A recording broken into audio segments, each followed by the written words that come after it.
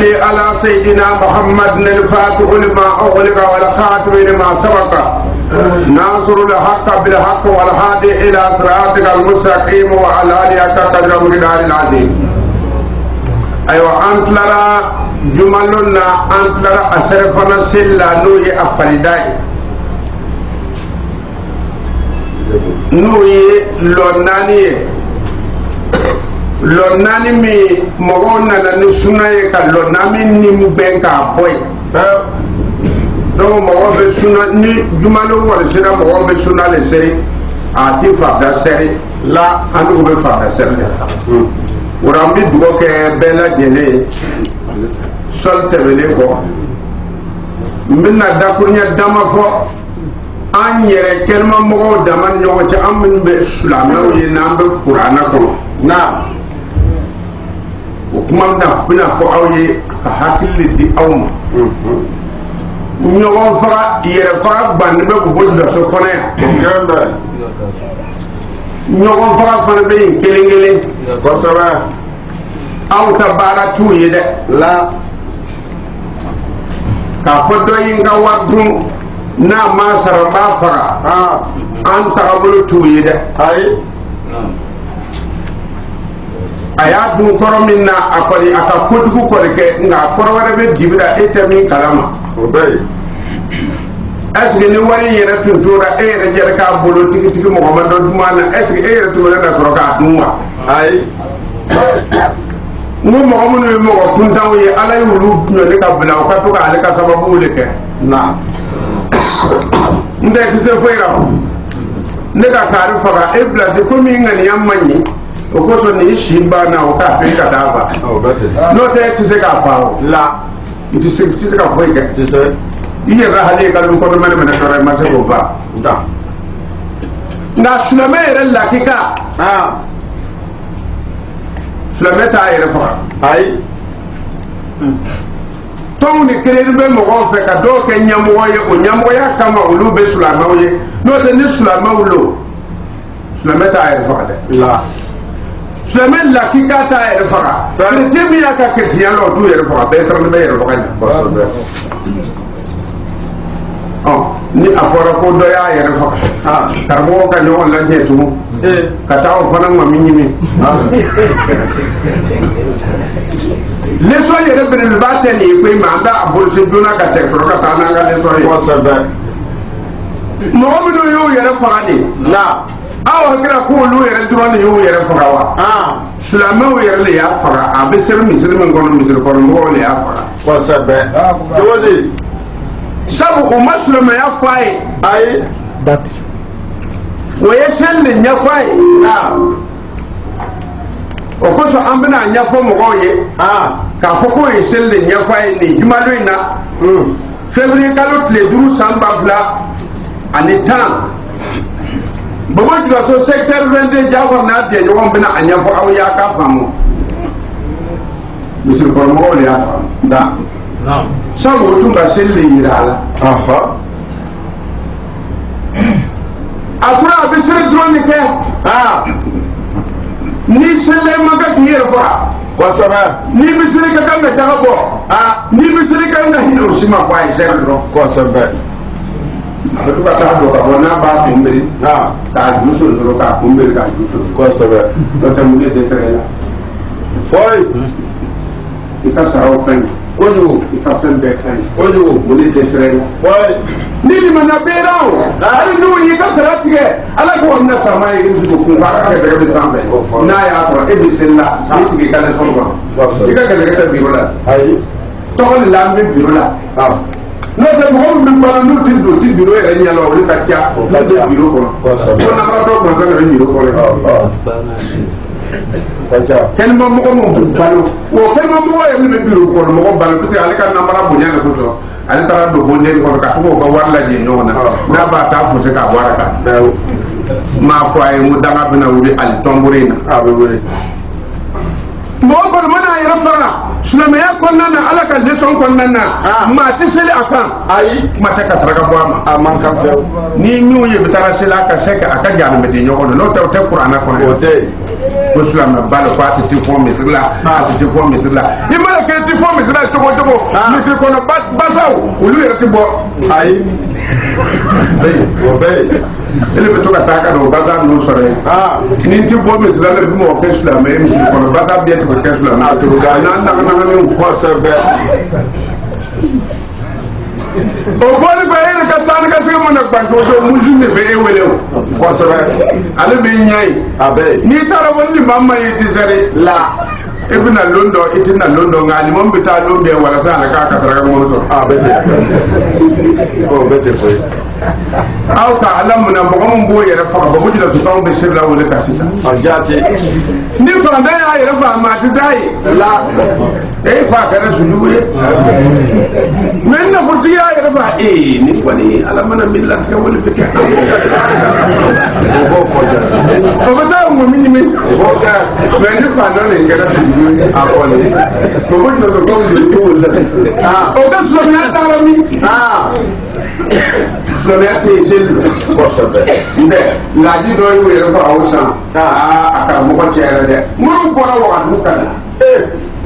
fo ka a kɛ o minnu dunnaw k'u ka bɔ yan karamɔgɔ ye u ka na ŋɔni ko jan kosɛbɛ ale tɛ laji ba de ye k'a tɛ wele ko bitina kɔnɔ ka mugu cɛ a yɛrɛ la kosɛbɛ kɛra o ye jate o san o ŋɔni ɲinina o kɛra k'a ɲini k'a ɲini fo ka jira y'o kan jate a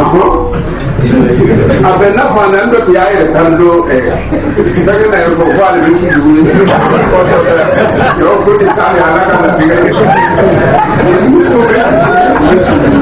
ale kɛra sunjugu ye kosɛbɛ ne t'a dɔn mun fana y'a ka jugu dɛ kolo baara wa nana yan k'a ye. يا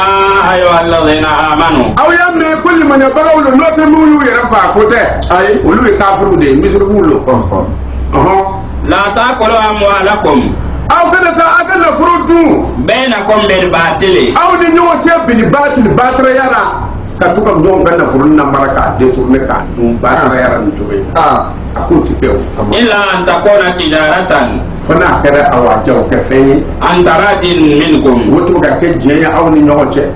wala taqtulu anfusakum hey ala ko kana yar ku fa da na tra bislamé da kona ka wonni ka ko ya yo lazina amma so ni mi ya yar fa e ka ite sulame so mo be ke tugo maka tasira amanka aw nya bara qur'an ko kuma kana yɛrɛ faga fɛw aw ɲɛ bɔ o sɛbɛnlen don cɛ y'a yɛrɛ faga aw ka sira kan kosɛbɛ aw banna kɔrɔna haya na cɛ ka fisa aw ye wa man lam yahkum bima anzala fa ulaiha humul kafiruna mɔgɔ ye haya in sɔsɔ ka taa siri cɛ in kan ala ko kana yɛrɛ faga la a cɛ y'a yɛrɛ faga walima ka mugu ci a yɛrɛ la walima k'a yɛrɛ kan dulo aw bugukan walima diɲɛ karamɔgɔ aw fara ɲɔgɔn kan ka taa sira kan ala kɛra y'a si kan a ma nin kɛ fɛ a ma kɛ anw fɛ anw kafiriden kɔrɔw fɛ ale anw yɛrɛ fɛ maa o maa mana do k'i yɛrɛ kan dulo an bɛ tigi kan tigɛ k'i su do o kɔngɔ bolo dɛ hali ni t'i dugukolotigi ye landa ti kɛra an ka kɔrɔden ka se misiri kɔnɔ yan an b'a kɛ ten landa ti kɛra dɛ la sitana ma sɔn fɛn min na kuma tɛ ala ma kosɛbɛ laada foyi ti kɛra i kan tigɛra yɔrɔ min na an bɛ su do o yɔrɔ la n'i yɛrɛ faga dɔrɔn wele bɛ kɛra o jate o yɛrɛ y'i kunna diya ne de n'o tɛ an bɛ ŋmaninw de latigɛ a kɔnɔ jate i m'a fɔ o yɔrɔ la ka di ye k'i ta k'i la ka ɲa mɔgɔ di tarokɛ n b'a fɔ i ɲɛna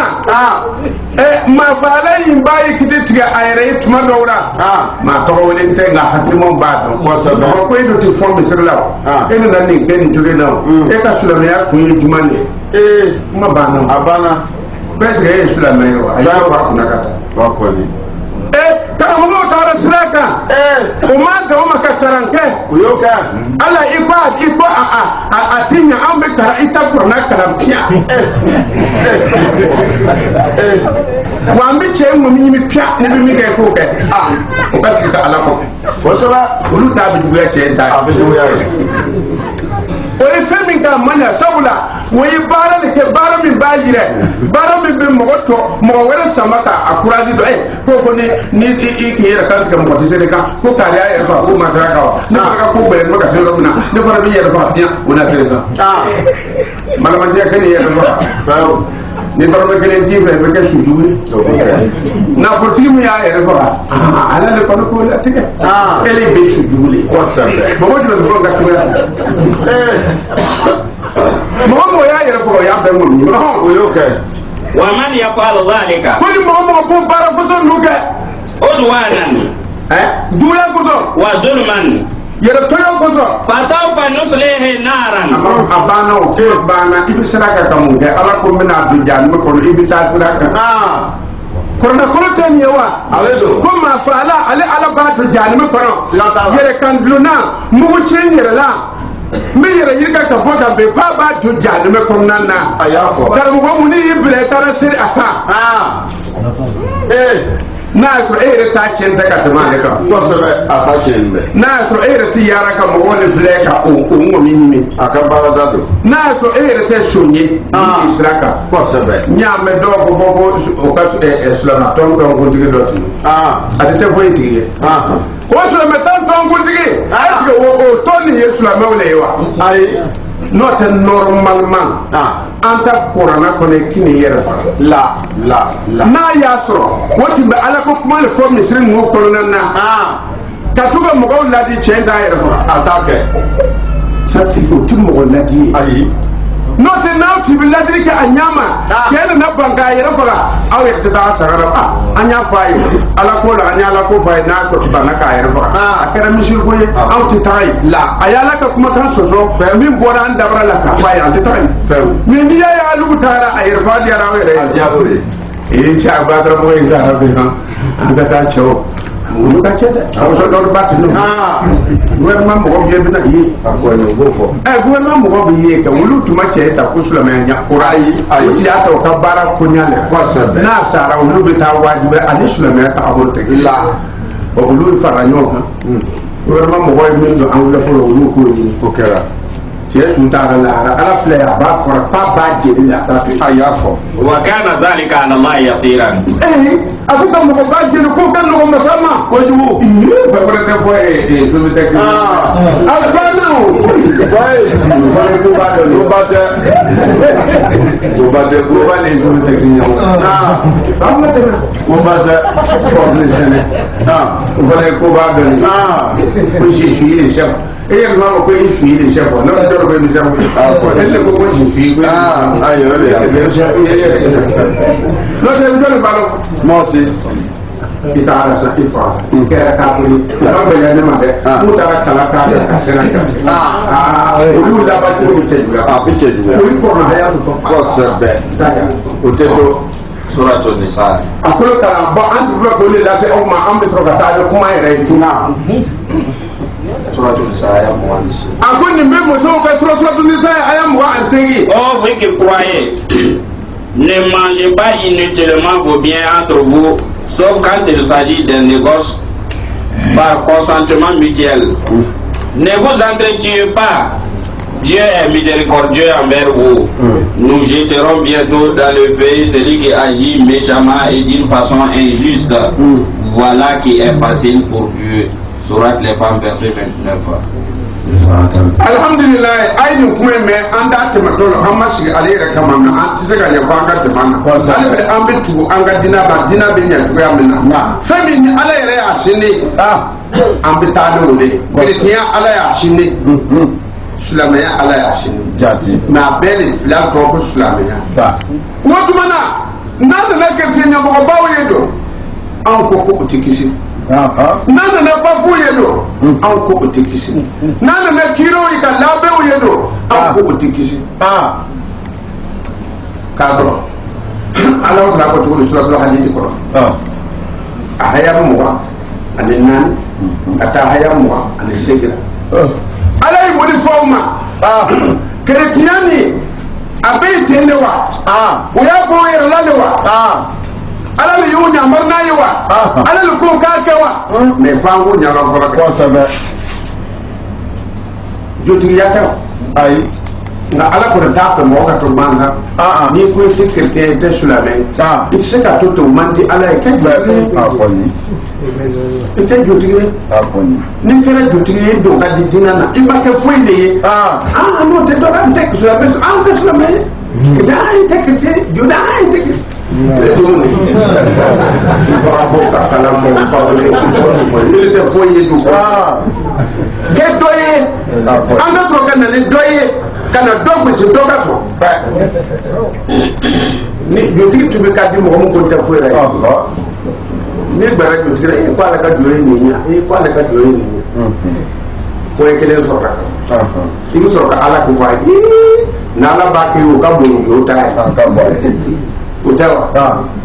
ale ka teri kan nado mais ni ma foyi ni nene foyi ma ale sama ale bete foyi ko libre penser libre bodinga wa libre penser tanay somma ako ni temeli ko ka fe na la sare en be rasulina ako video temeli ko alla na kana wasarika ayalla na ka cide wa ka fe na bi isa ibn maryama ale wasara ni isa no ye mara ko de ka ale ko kwa ka isa tu cide ko ka damna abraham na foka da sai isa ma ku bete mena ale ka to kana ni isa ka hura wa je na wala injila wa le bible da l'injil na évangile ala ko ale ya di isa ma ala sabalo ala ka siralo na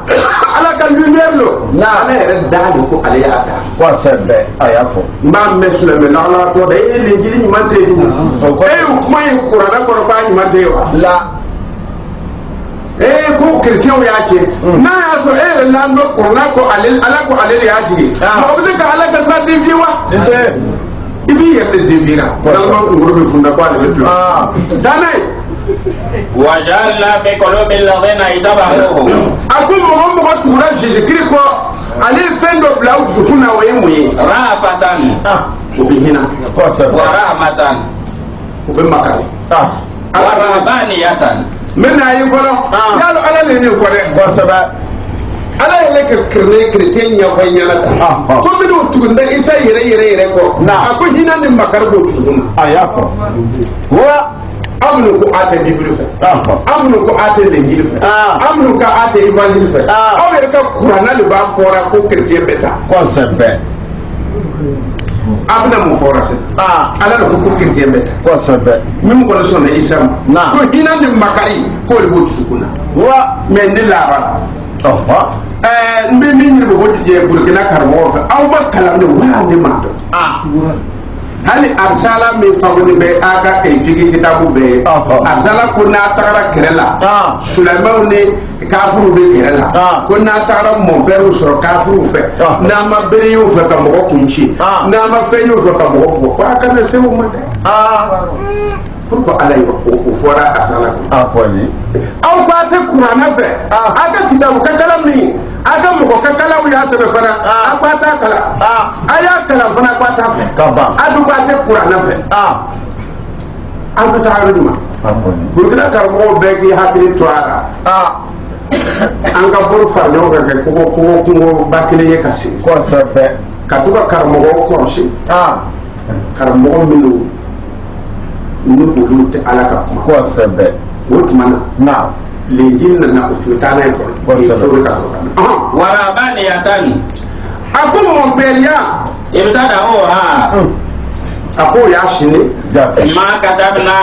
alaihim qali ala ma sabo yitande illa ibtigha ridwanillah ali asabo yitu ko ka ala ka jeri ni monpelia ko ala ka jeri ni monpelia ko wa Allahu akbar sira ka sura wa rahabaniyatan ayati ayul sun beneba summa ripuri kafena la sare be rasulina ton fogola tintuma logol porni tintuma yemre wa kafena bi isa ibn maryama ton fogola isa tintuma logol porni ya maryam bi wa jena wal injila el ko yinda injila wa jana fi qulubi lazina la tabma ibn shi poy itaba'u shum pon nabi isa wa rafatan wa rahmatan yolu so la ni ban jaya be bam shiriwa wa rabaniyatan la moyemba ibtada uha ba min singe ma katabna alaihim la ma mun nan pa gulu so to nyimde illa ibtigari wani ngul so la metu ba winnam yalda ba mara awha ako o batara o ba dumsha akari ayatiha atana yele la agusu tekka فاتينا الذين امنوا منهم اجرهم akum minu ni manan be o chere yi ko de ali se saratuma ni sun ko shire bu su kam ko la bi yawdo wa kasirun minhum fasiquna akum me chingala ka cha o chem la son wa fa ya samdo ba ut mambalmawo ni ngam mabisi chingala ka cha mo be o chema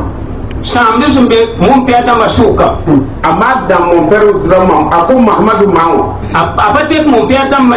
ye ayela muhammadiya aku wa tuti aksara man fil ard fo muhammad sam pour ni buso tingam pour jukaya ko ni tura jamal ko tout sam pour ni buso ya yudiluka an sabilihi kuna min sa fo muhammad imam ni nam sura ko ni frika ko ala kasrama innatu biuna ila zanna ko pour ba fayda tebo ko matan fo anyaji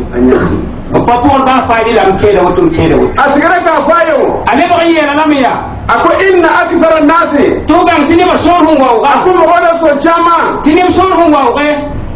la fasikuna tiya samde ba ko chenengalaw tiya samde ba donc chenengalam te mo per drona abe groupe mu bera donc sam pa be mo pera ye shukia be jiga faji ambina chenengalam folo min lombuti naya ton nambang sam premier burkina ka le mahmoud bandi yela mahmoud bandi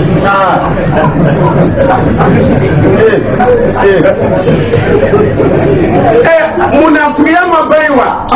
munafiqan pa bin bela mamin bi jamana karamogo togo sebe ko bila kata arabu fe ni sun gole hel jamana moyen ber yin to ko arab ramba ibi fe munde ka do jamana ko ne fora tam ti boy ke burkina kale e tu fe ka toro de sile kre fo bara tam on wani min ko burkina kala burkina ka lon ko ni terroriste donaya burkina da mbang tindin ku sanke ka mahmudu bandle arabu wele kananoye mahmudu bande ra bere ngala hambo ne ba wace sta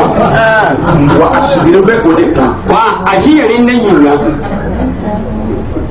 pourquoi ama wele ka anyinge ako mon père na do el dina ko pourquoi ama anyinge buyin to pa bol chef ja farin sho ka fo yet mon père da mananke aljina ni bo me fo nenge na ya so ala mo ti bandi chami fora na wina ne da atibina ne ne ke fora ma ne na woto ayan kumbirle toy to ba ti to ning sulugai ka sabre ke kata arabu to ngul sin kis arabram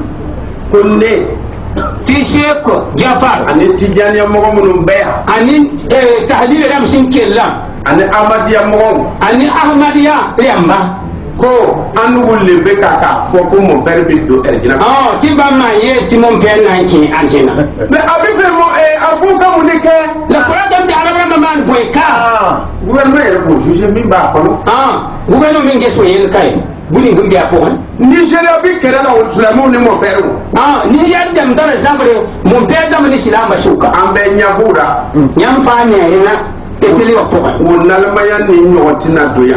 ye yalam kan panan ki kaye mahmudu bande na islameni chrétien blara nyona dodo mahmud bande ra benga tak mon père dam ni islam saba san ki karare warare embe minale ki la wa do keneka o yokra fo nganga wa do fo yuma ki kante ka mu josi bodina na ko do fa indik so ay so ko ni de ko kata tuiba de uno ko so ma wa sibia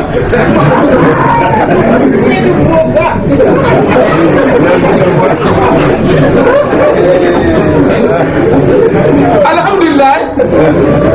ton fi amina moto Sulaiman ko na ka le long bi pa le jamna munafiki silama fare ngum ba ngam ti fo la sama na munafika voiture munum ba fe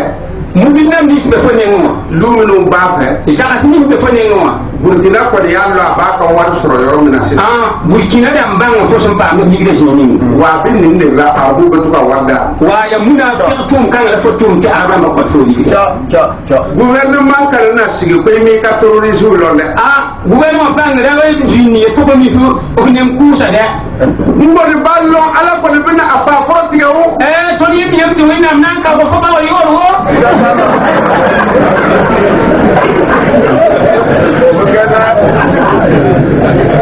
kuma filɛ nin ye ayiwa ko mɛlɛ o to daa dugure a fana tɛ avons ensuite envoyé sur leur trace nos autres prophètes. Et nous avons envoyé après eux Jésus, fils de Marie. Nous lui avons donné l'évangile. Nous avons établi dans le cœur de ceux qui le suivent la mansuétude, la compassion et la vie monastique qu'ils ont instaurée. Nous ne leur avions pas prescrite, uniquement poussés par la recherche et la satisfaction de Dieu, mais ils ne l'ont pas observé comme ils auraient dû le faire. Nous avons donné leur récompense,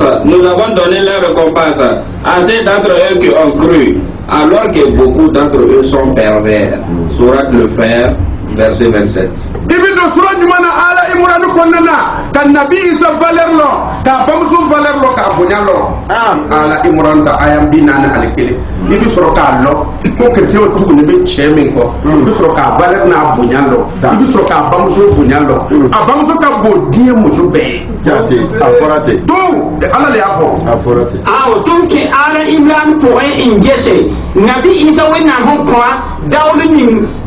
Qur'ana pogma ne ma Maryam bilgin ta fa ta fa suka duri po nkande wena min yelo to wa fulota wa in kanat al malaikat akum al qawli kumana ayati man yakna wa yel wakat ninga ya Maryam ya ko Maryam inna allaha ako ala bantu wende istafaki ko ala yi ekele sulaniya wena mun tumus fofi yenta wa tahharaki ala yi ekele saniya wena mun yila fofi yenta wa stafaki ala nisa'il alamin ki fisaya jiye muso bɛɛ ka min lɔ ne ma lɔ ko i ka fisa bɛɛ le te wena mun sanga fo Maryam dunya jil fa ta ba fa jil complet n balimaw mabisi ni nana ka fɔ jɔn bamuso ma nyawale ngi yela alma ayi o ma kɛ n balimaw mabisi nin fɔra jɔn de ka muso ma ka ye nyaw yela alfa hanya a ma kɛ n balimaw mabisi nin fɔra kiramɔgɔ jumɛn de bamuso ma ta nyaw yela tintumbo ma a ma kɛ k'a ta tɔgɔ ma ndi kayure k'a ka fisa diɲɛ bɛɛ ye ta sa dunya fa ta ba aforate nka karamɔgɔ de bɛ ka kitabu bɔ la moye ba nya kam kitabu ko a ka jamana tinyenda tengo ma o ta mɔgɔw kolo ne bam ne ba ni ne o ma fɔ yan a ma jamana kuma ma fɔ yan zaman den patos kawai ko bɛɛ le muso bɛɛ ko paala fa jilli duni fa jilli si mara bɛ muso o muso fɛ n'a bɛ fɔ ma ko muso k'a ka fisa bɛɛ bi si sembe pago pa nyango fa jilli ta sa fa jilli aforate isa bamuso ka bon dɛ ayisa ma ya ne bede da e tɛ bamuso famulen o la fo ma ya la kawai e ne fakɛ famulen o fo sam ya la kawai e ne yɛrɛ famulen o fo ben ni ya la kawai ko i ka tugu n'o kɔ ka barika sɔrɔ tu ko ba man ba barkiya i ka bɔ a ka biliya o pour que tu pam si i ka se ka ala sɔrɔ to pa wenia jaga faw ti tɔto kora ni ya lam papa hadi di gum fa ba e kelen dali boy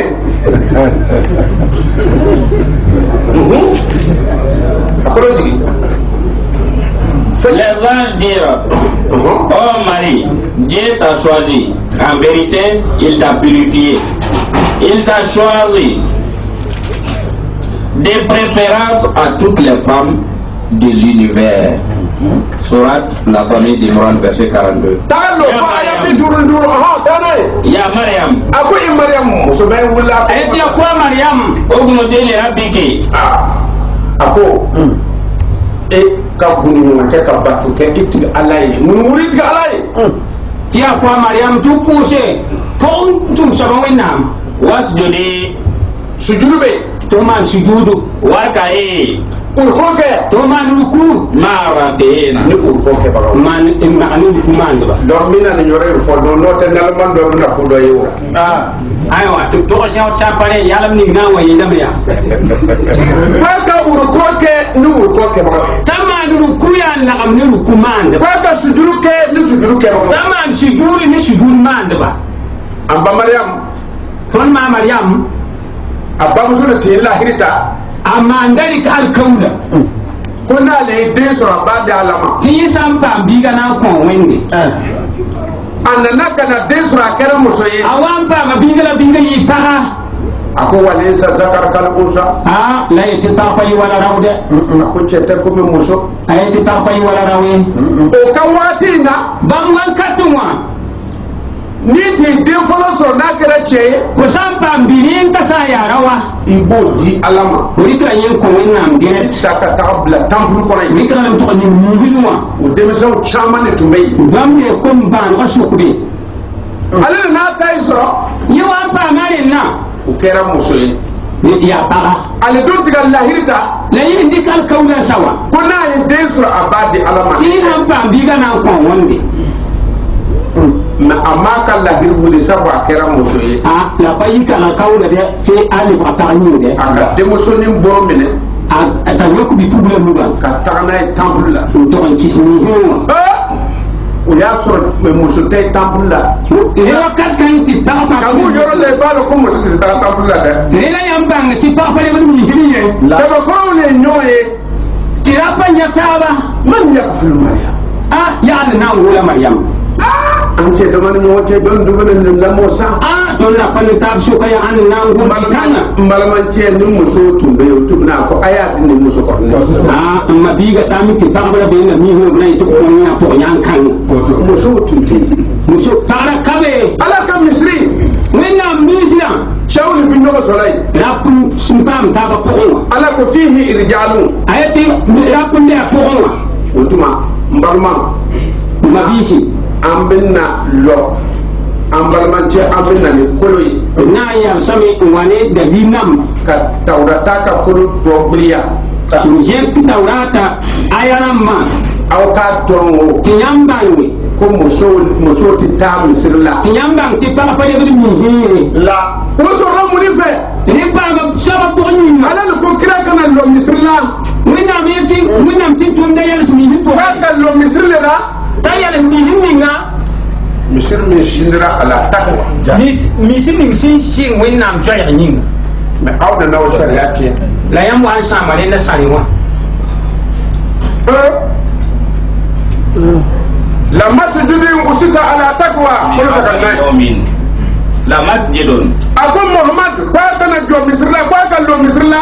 usisa ala takwa min awwal yawmin tamini misiri mi shindira kama lo folo la akan lo misirla ko anta ko ma fihi akaka muhammad kan lo misirla fihi rijalun ko chawdi be yuhibbuna an yatataharu chawu bi fe ka sanya wuluti sen ni mo so yimi telena wallahu yuhibbul mutahhirin wala be mo sanya lo ni fede marbate mai misiri ni mo so bara mansano a chaw mansano misiri ba sun de misiri ni fo ya mi ne ado o ko so ala ka so ka fo kraite ri min kiti winnam yel winnam nabi ya moto kwa ka lo misirla tayal misiri po ha misiri mi shindira ala franya ka misiri ni sin wen joy zugu kamina lo folo la sa kamne singra rari ko chawle be sabu rapun de miskan po jamu bi fe ka sanya rapuni sin da tin yida o hayam be en fa qur'ana ko aya kan be qur'ana po gama o mo bina hayen kala aw bayi nan kalma aya na ti kelere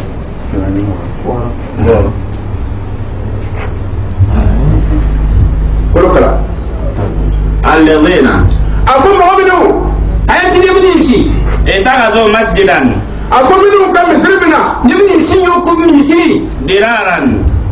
ka kenyo toro misiri e bi misiri lo misiri be mo toro wa muso ka cha misiri mo ngono o le misiri min mo toro kala ko mo bisra ko na be ta ja de ko sigata ne bini si yo ko misiri man nam tab yo ni hi ni na la pa so mo misiri po wa kufran ani kafiri ya misiri lo ani kifan mi hiri wa tafriqan min almu'minina akwa misiri be mu ndew ne faram nyona ayati mis kay bu ya on wala mu mi na man taba wa yusada liman haraba Allah wa rasulahu min qablu ko mo bi fe ka ala na kira kar ko mo brille be o misiri ne ko ti ne bini sin da tin sa wonnam ne tin tuma bam da man to do so no miskan po wala yalifuna ako mo yo bi kale bamu ya wakat pa bamu yendame in aradna ila alhusna kwanu ma misiri na la kwanya la nyande kama ti tun pa ba fa ni misiri me bri la man ala tonda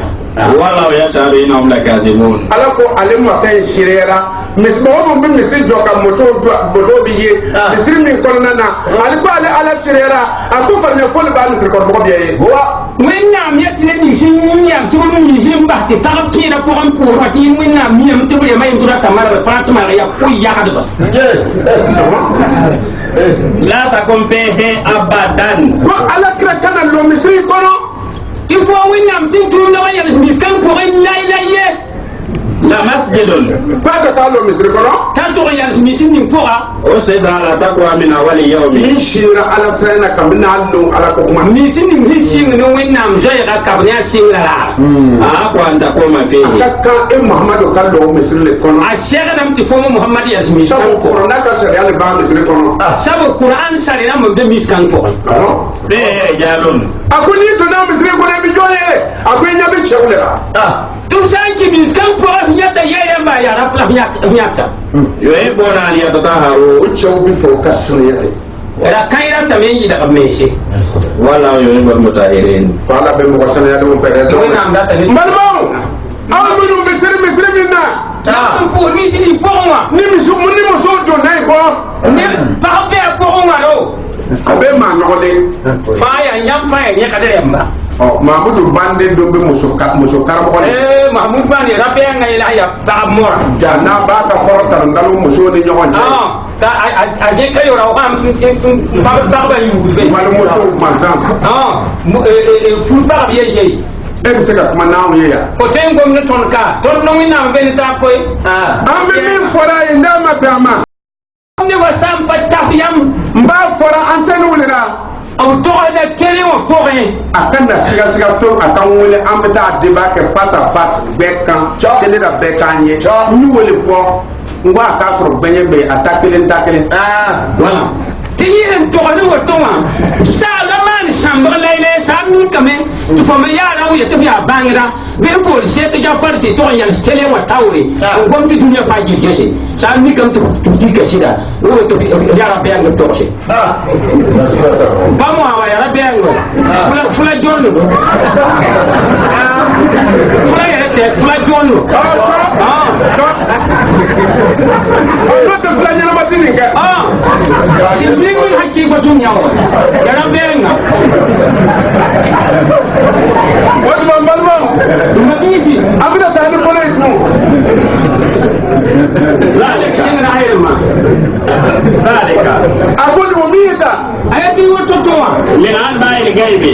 mahamadu a ko de i ka ka kuma min fɔ ye a ko nin ye ko dogonin belebeleba de ye ne bɛna fɔ e mahamadu ye k'a ye ayati mam hin to ko muhammad to yawa ya ma wẽnnaam yel soani mam sẽn tʋm nabi isa tɩ m na n dɩk n togs wa mohamad no ilayka an b'a wayo k'a di e ma tɩ tõnd maana wasy n kõ foo wɛ o kɔrɔ de an b'a don seydina jibril dara rẽ ninga tõnd na n kõ a sẽnna jibrila a bɛna fɔ ye t'a wa togs foo ne ala y'a seere mam wẽnnaam meng yaa kaseto wa ma kunta ladayhim muhammadu tun tɛ yen don ne tun b'a fɔ e tun tɛ yen wakat kan fo mohamad fo be be no iz yulquna aqlamahum tuma min ni jabakɔrɔw bɛ ka k'u ka karaw kari k'a firiji la wakat ni nusum wa man do poira wan katta ayyuhum yakfuru maryam o laɲini ko jɔn de bɛna mariyamu ladon anw cɛw ma ka ka musoden ladon abu tulisuma ya ti yala ya an nan pa mbamra pa shukuru nan gula maryam wa ma kunta ladayhim e mamadu tun tɛ yen don wakat kan fo muhammad kabewo iz yahtasimuna fo cɛkɔrɔbaw bi kɛlɛ nin ko ala ka mɔgɔ don ne bɛna a kolo nin ko ala ka mɔgɔ don ne bɛna a kolo nin ko ala ka mɔgɔ don ne bɛna a kolo k'a sababu y'a kɛ muso tun tɛ taa ye nka nin kelen tagara o fɛ musokɔrɔba min b'a ladon komi a tagara ala de kosɔn cɛkɔrɔbaw kelen bɛ fɛ k'a ladon renkit wẽnnaam ni sõm sã tɩ b zab taa wãnkat kãnga ned fãa yetɩ yaa maam na n gũud biiga parce que yel soalma depuis sẽn beed pa yã yel kãngã n yã ye la a premier la woto le mo maam na n gũula tɩ a tɩ lebg zabr ne taab soka إذ قالت الملائكة تومي ملكو كمالكو وكتب ملكا وعيالي يا مريم أبو مريم أيت يا مريم إن الله الله ban tu wende yubashiruki apa be no son ya wena betana no ko fusuri bi kalimatin minhu kuma kan ke ka fo ala yoro non ko ya ci ya wena min ismuhu al-masih ako atawali al-masih ni ale ko masih mɔgɔ min bɛ ale mɔgɔ ka mɔgɔ min proposé jamana na o b'a fɔ ko ŋɔɛ mais ala yɛrɛ le ka nin proposé danfɛ tɛ se ka foyi k'a la ko ni ala le ye Isa proposé k'a kɛ wa c'est ŋɔɛ wetu sami tu bwana ti masihiya ya wena min hi suya sabniya kama sinda sunni ban jimbi toto wa yawa ya wena min hi suya njiniki Isa ibn Maryam ako Isa Maryam ka den ayeta Isa a Maryam biga a Maryam bi kasenga wajihan bi dunya ako ale kamile n'u ye karamɔgɔ ye ko ɲɛmɔgɔba lo diɲɛ so in na mbala ay mɛrɛ a bamuso fisayara an ye bamuso ye o kɛra o ma fɔ o fɔra ka tila ka n'ale bila tu ko a b'an ye ɲɛ yan o fana fɔra Mahamudu Bande i tɛ miiri wa ko ni bɛ taa se kana ye wẽnnaam yeelame yaa mam sẽn maan fo yɩs fo yaa taoor soab dũni ka a ma sãn wa tõnd ma rãmba leb n zẽk nabi Isa t'a sã n wa nebã fãa gĩni yaa taoor soab dũni ka mamud fo karema yɛɛ fo n dog kũm bɩsɩn ka bal n kẽng n tog n gʋʋl mog toeed n pa tar yam fo ba kelg gomda sõma la wajihan bi dunya wal akhirah a ko ɲɛmɔgɔba lo diɲɛ so in na lahara ɲɛmɔgɔba lo fana a yeta ya taoor soab dũni ka leb ya taoor soab laasre wa min al-muqarrabin ale le masoya mɔgɔw dɔ ye a yeta ya yẽ wẽnnaam tɩ taa wa yukallimu nasa bil mahdi a ko cɛ min bɛ kuma ni mɔgɔw ye k'a to bamɔfini kɔnɔ i y'u ye ma ayi a yet yẽna rawdum sũn gom ni nebã t'a be furum pʋgẽ tane wa kahlan a n'a ka tamini ma a bɛ kuma ne n wa n wa lebgda sãngman kate a gomdame wa min as-salihin wa ko mɔgɔ ɲuman na a ka ko bɛɛ latigɛra ka ban anw bɛ sigasigani b'an taara nka nin t'a fɔra k'a ban ne ka sɔrɔ ka lenjiri d'a ma Mahamudu Bande e bɛna fɔ k'o tɛ ko o lenjiri nin ko a ma dafa ko hadisa ka bon a ye Mahamudu Bande ka kuma jugu fɔ ne ko n'i bɛ miiri la a tɛ miiri la ayi taasi dɔɔni e bɛ a fɔra cogoya min na ka hadisa bonya hadisa kuma tɛ kɔrɔna ko a tɛ yen kira yɛrɛ ma kuma a kan na anw ɲininka n'i t'a dɔn an b'a ɲɛfɔ ye an bɛɛ ye karamɔgɔ an ka taa je ka sigi ka to k'a ɲɛfɔ yanni bɛ kaba fari fɔlɔ la e k'a muso biya o ye Mahamudu Bande kelg n gese b sẽn togs yãwa daola bũmb ning lingiilã pʋgẽ la alqur'ana pʋgẽ wã yaa tɩ fo wa rɩk hadiis rãmb n na n sãng nin-kãngã la alqur'an ko karema yɛɛne fo ba tags la bɩ fo pʋd n kar ya yaa pʋd n karem menga f na pʋd n pa yã mor meng nane maan yẽbg n yik n bao yɩnga n sui koom n bobe n kẽng tɩ bao karem tɩ pa karem baa faa ye da sõma ana fɔ ko a ka mɔsiden dɔ sɔrɔ nin kalan na de koyi kosɛbɛ a kalan an bɛɛ de ye kelen ye yan kosɛbɛ mɔsi o n'a ka nin ye nin kelen tɛ dɛ ɲɔgɔn caman de bɛ diya fana a ka ja an ka mɔgɔ jamana mɔgɔ kolon fɛ yan o bɛɛ bɛ kuma tali kosɛbɛ ni min de sira an ma an b'a tiɲɛ tele a bɛ kuma tigɛ kosɛbɛ a bɛ kɛ jigi tigɛ ye dɔw fɔ caman de bɛ yan a tɔgɔ tɛ kɔkɔrɔ ra sãmb yã tɩ sẽn gomd moorã yaa ned ning sẽn tog n nuya n wa ning t'a gom noorã mam sẽn bɩ a jafan bũmb ka yʋʋm pisiida zaka wa mam taab ka tɛka ye ka ta pĩn sãam tũusa b tõe sa ye mam sã n ka ba me neb n be sẽn na n gom moor ha tɩ n sũy maage yẽng n meneme Mahamudu Bande Oh Marie, sois pieuse envers ton Seigneur. Prosterne-toi et incline-toi avec ceux qui s'inclinent. Ceci fait partie des récits. Concernant le mystère que nous te révélons, tu n'étais pas parmi eux lorsqu'ils jetaient leur roseau. Pour savoir qui d'entre eux se chargerait de Marie, tu n'étais pas non plus parmi eux lorsqu'ils se disputaient. Les anges dirent: Oh Marie, Dieu t'annonce la bonne nouvelle d'un Verbe émanant de lui. Son nom est le Messie, Jésus, fils de Marie. Il y sera en ce monde et dans la vie future. Il est au nombre de ceux qui sont proches de Dieu. Sourate la famille d'Imran, versets 43 à 46. won nabi isa min fora sa nabi isa ni yon si yen woto won nabi isa belebele bayinge nabi isa haya ni be de woto kay wole ka alakra kufo ya yina to sa muhammad yelle domina andi moso imbika ka no so Jean 4 20 korona wakat ni ngandum pa wa mu tabnu kenne suratul jampuwa ka to ka ta fait Jean 16 12 ka ta so moi Jean 4 20 so so min temana ani moso che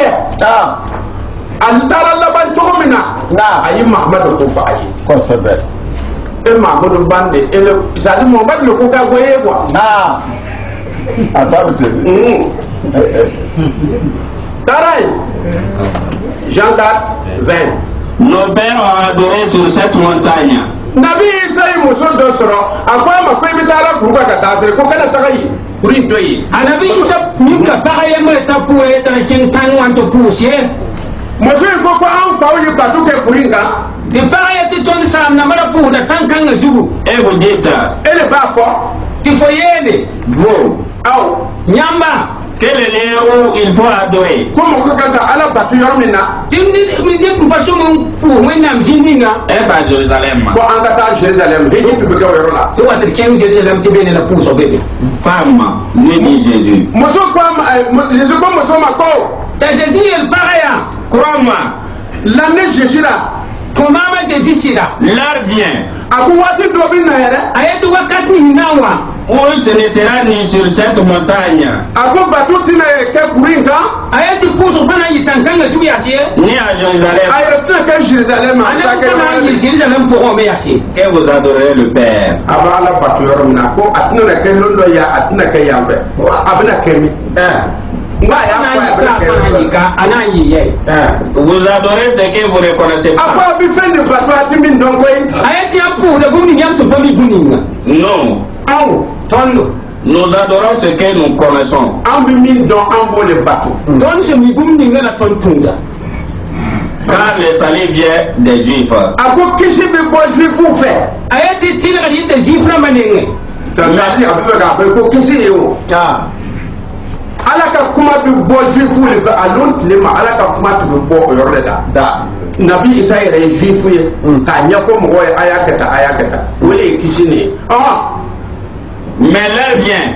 a ko waati dɔ bɛ na sa ayati wakati hinawa et elle est déjà venue f'a nana yɛrɛ ka bɔ wati wakata min waya mesa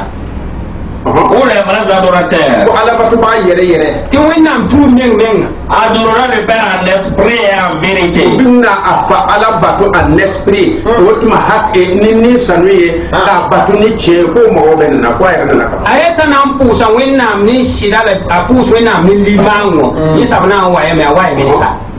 Car ce sont là que les adorateurs que le Père demande. a ko olu le alabatobagaw ye ni fa ala bɛ to ka mɔgɔ minnu ko fɔ tuma o tuma ko o mɔgɔw bɛ nana ti bamba la wen turu minna wenam senda tumin turu minsi wenam desan to so kibare alquran ke ni libe ko Dieu est esprit. ko ala ye ni sanu de ala ka sanu ti wenam ya yo yirenga wenam ya yirenga Et il faut que ceux qui l'adorent minnu bɛna a batu ni sinan tuyome l'adorent en esprit et en vérité. u b'a batu esprit la ni vérité u bɛɛ taga ɲɔgɔn sɔrɔ ala kuranɛ na tiɲɛ don mais ala ka ni kuma de ye kuranɛ ye wa bunan tun wenam ni puperum la blebul tun wenam ni limango yembi alquran ko o tuma o fɔra jama cɛ ma jama bɛɛ jɔlen bɛ a lo mɔgɔw kafilen bɛ yen nabi isa muso ko cogo di taa n'a yɛrɛ bilen kuma ma ban taa n'a ye o sigi muso b'a ko an bɛna sigi ko ka nabi isa kɔnɔ an bɛna misi kɔnɔ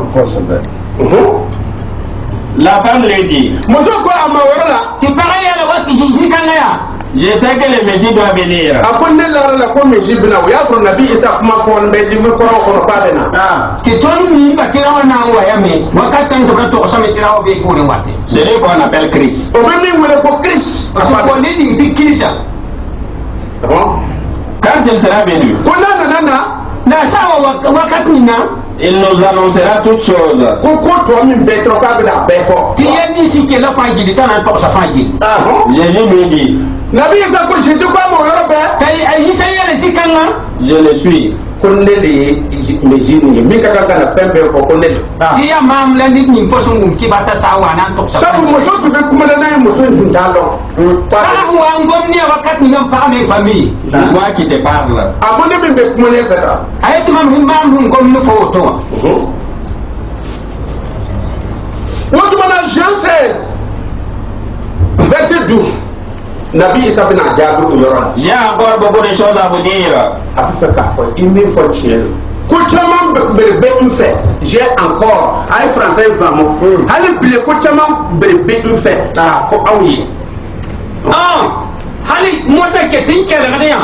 ti yal wuso be mam ngi nan to ko nyamba Mais vous ne pouvez pas les porter maintenant. comme auto c'est à leçon corser ça à niveau massé ama la wakat kan nyam nan patoya aye la jiba nan da yam patoya ri kitum nan patoya hido Quand le consolateur sera venu, quand le consolateur est donné Mohamed Niame ko consolateur ko Mohamed Ahmad Hamidou Manjidi Mustafa Mutaka Mutata Mohamed Toy yo ke be fla ali kele nabi sa fa to ka cha to kele na abete Mohamed to ka cha nabi sa fa to ka cha ayati ni hinna wa ya sumo gore wa to nyam ci bakanga ya nyina sabla yela ngomna ni ambe ko du suma baga ni a oli to ko consolateur ni consolateur to ko met Mohamed tiyam sa ti sumo gore ya yela mbota Muhammad ni ya fesendi abu Mohamed le bo arabu kan ni Mohamed a sebele français ko consolateur mais arabu kan Mohamed min bina ambe kuna wolo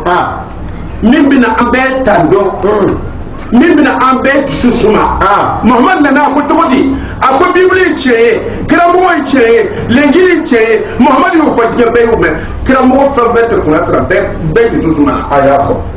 ele bina yelma ko ebo okumata ko boy okumata ko obo kata o be ba bi e ko فساهم تاع المباشر تيا سمودا يعني ناوى توشيامبا تنتوما هنو اتباري نكونيام بيبل اتباري نكونيام توريت الانجيل كوان باس القران يعني ربي تاع المباشر تيا سمودا ناوى نو دي بسوري ني سموري لا لم كو باس يام ياسا نو نام تودو il vous conduit l'esprit de vérité. Contient l'esprit de vérité. Contient ka esprit ni sanu Dia sidi yo yilenga la huwa. Il vous conduira dans toute la vérité. Quoi le bla tient bien fort awi. Ye nan to nyam sida fajili. Car balmao ay ni yo fle o ti sigi ba ko izal na bien fort izal na ko kwa le tise ka pe ko ko bu kan ni bo ma sa ma ya fort comme ko do be ala ko fa ko nu le na ko na bien fort mabisi kera soma nyamna tera mpinda bi isa nan to sa fajili na bi isa ni raye nyama ye ba pe to sa fajili ba nyam wakat kan nyam pa toy indika sida fajili sina wa to sa sida fajili be ko le wa mbe mi fo Burkina karamo ye mama nan to sa Burkina moyema karamo ma no ko blade bani di tuntumba bayita pole ne karamo ma no ndo ya da tuntumba papa wotable alu te fawre fo manton nyam pa to sa fay aw bi fe ka bla no na nyam da ta min ki man tab saba akra na bla no na dol bla ka kenya moyewa nyam tire mem sa ja tabali na kitini di taw sabla wa nyanya mo bisi nya smalinde dunia taw sab fajili papa sumo nandi yakra mo go na ke to mo tiketi o ke ne bana yi buni ne fo ko yine na bitini illa ni ne so o bana pa mo sengate ani yusri jura do bi to jura ki nene o ba to play no munya ne din fa do ko on tozo ko wotu ma ayala ta ko garbo to so wenam den ne tire na fa ne yam tanay car il ne parlera pas de lui-même. Ako il ne parle pas de lui-même. Aïe, il faut voir carrément. La yantiku anil hawa. In huwa ila wahyu yuha. Allamahu shadidul quwwa. Huwa min yahasabin nasa. Ouais. yam meng mi metta a Muhammad pa gomda yori yam lewye a gomda non wahini mi si kun kwawa yam meng re ayi ngul Qur'an to ma a pa gomda yori yam lewde ya wahila gomne Tanay. Il me glorifiera. Nabi Zakunan ne pas na le Isa ira bunya. Mais il dira tout ce qu'il aura entendu. Kunan na ba le bunya. ayata sawa nan wa wanya Isa là on bon ni na to ron le na toshi Elle vous annoncera les choses à venir.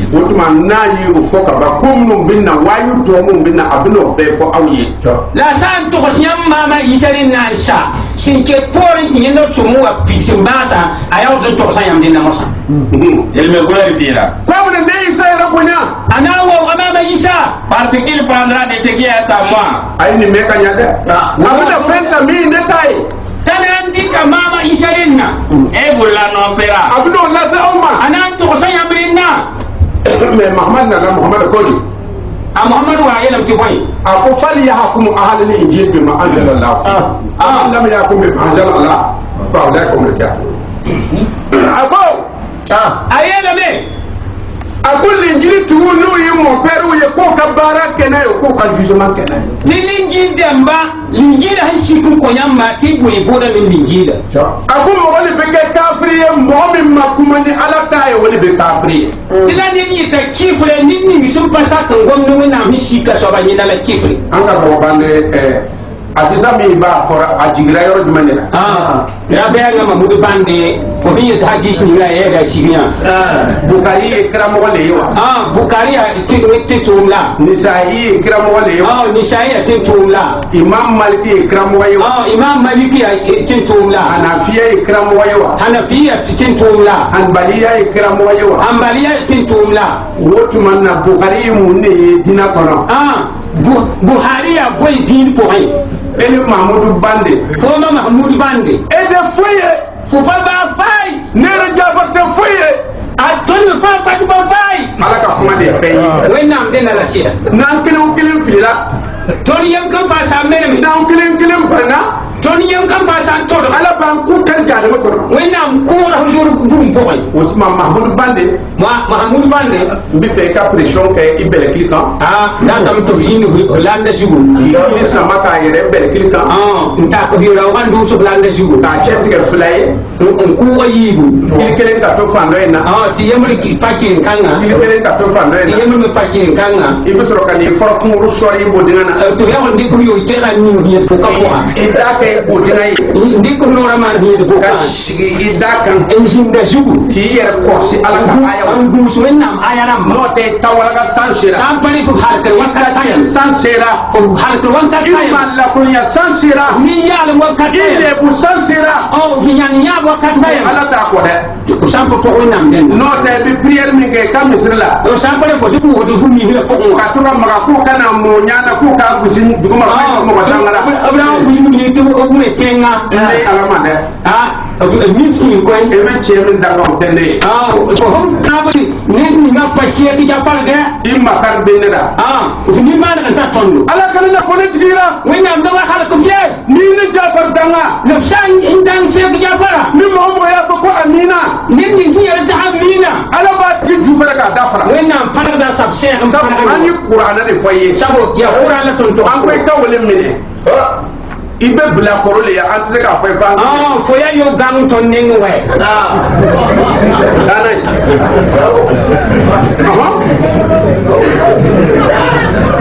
wot man balmaw mabisi ando kala ke ay mbalmo ay ni kuma ke me bible yere kono ayo yamu ko kan la bible ben ko ay abika ka aw ka kramo bonya an wa ko yam tin tuma to ka ta tom ndika yura nana na bina minke aha wa hanama buninga kunana na tu kuma na yere kuni ta sa wa pana ngoma yori am lewi abuna kuma ni wayule ana ngoma nun wahi ana na wayu fo ana awan to sarenna ele mahmudu ko wayu ni mete chie to fo mahmud ya ti wayu kan kwashiri ko fo hadisa tiri la hadisa ta farnyalla ala krakan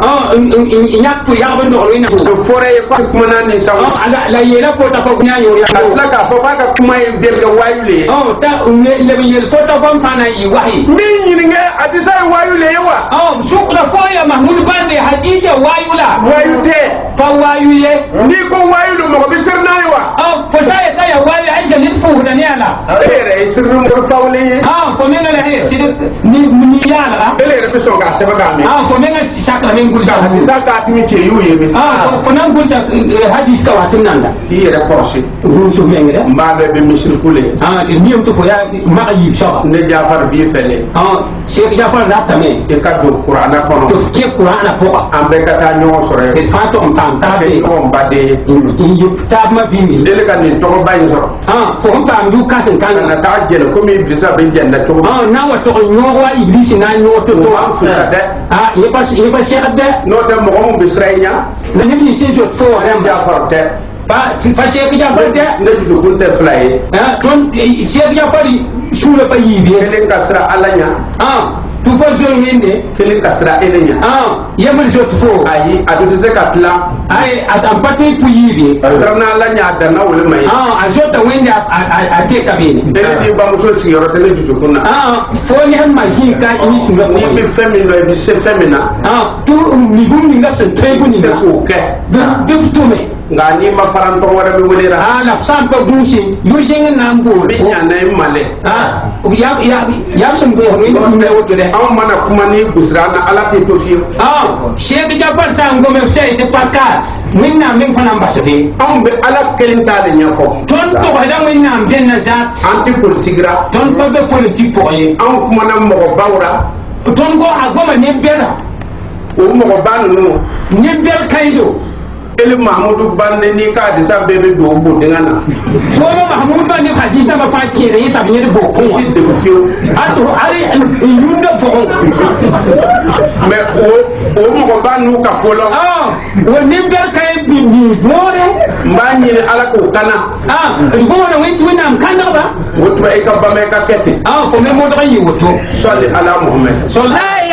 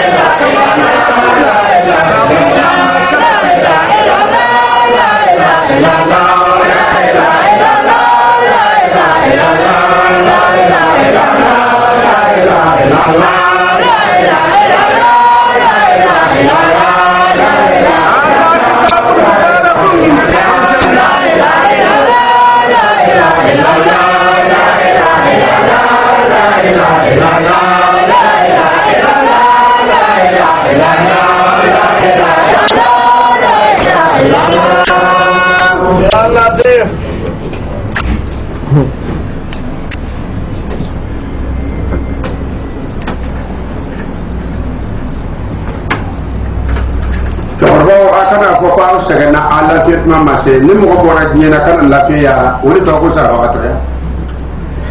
la fiya